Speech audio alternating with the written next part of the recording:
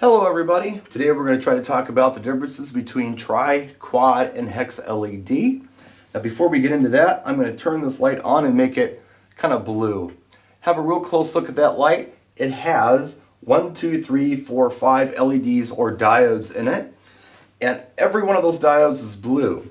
Now what I can do is I can take that blue out and turn green on. Every one of those diodes is green. So basically all the colors we're talking about are in each individual diode. It's not like there are 2 that are red and 2 that are green and 2 that are blue. They're all the same color within the same diode.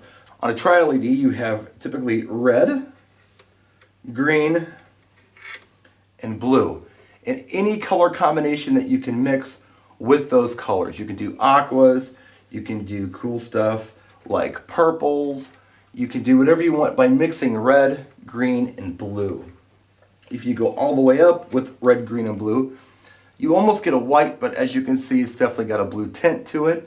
It can pass as a white. I know it looks really blue on the camera, but it kind of looks white me looking at it, but you can see a haze of blue. If you wanted to get pure white, you would need a quad LED that had white in it. So you would have red, green, blue, and white, a dedicated white.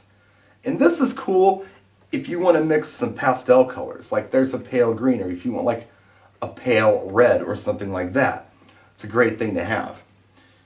And a lot of people like pure white. And if you want pure white, you definitely want a quad LED with white in it. Now there's another kind of quad LED that has amber in it. So you have red, green, blue, and amber.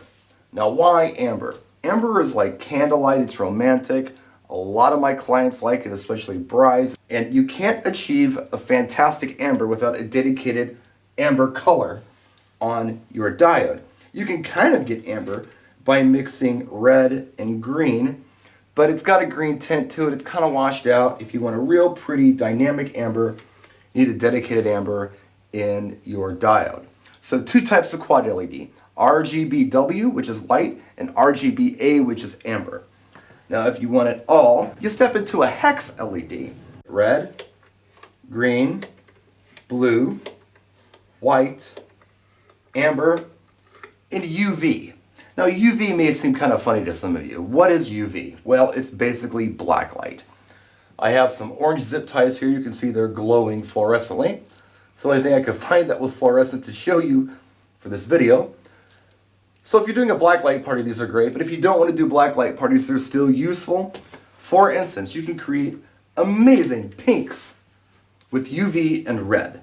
And you can bring that red down and make that pink a little darker, or you can make it hotter by adding red or subtracting a little bit of UV. You can do all kinds of stuff with it. Stuff you couldn't do with just blue. You can create a hot pink like that.